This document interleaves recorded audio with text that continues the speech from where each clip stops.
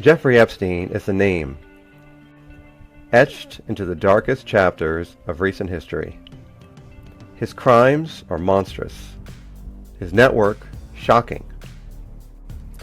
But behind the headlines and courtroom sketches lies something deeper. Why were so many of his victims so young, so vulnerable, and so unheard? This isn't just about Epstein. This is about the world that allowed him to thrive. It's time to look at the rotten roots of the Epstein tree.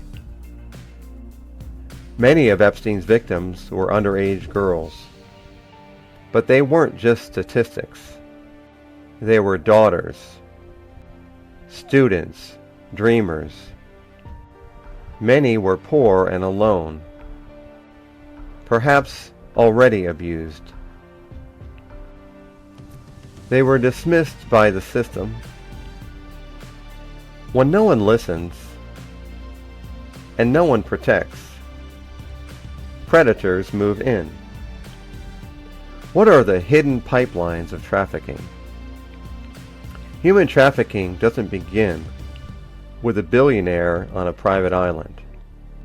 It begins with poverty, with war and chaos, with corruption, with a girl fleeing violence in Honduras, a teen escaping poverty in rural America, a refugee crossing oceans with no passport and no protection. Desperation is the fuel of modern slavery, and traffickers know it. Epstein wasn't the first. He won't be the last. We must look at the rotten root causes. The trauma experienced by the victims demands us to ask, why does this keep happening? The powerful protect each other. The media chases the salacious, but not the systemic. Poor girls don't make headlines unless they're tied to the rich, and the cycle continues. Let's discuss a system that enables. Epstein wasn't a lone monster. He had recruiters, lawyers, gatekeepers, enablers in high places. Immigration systems failed. Social services were underfunded. Courts looked the other way. Wealth insulated him.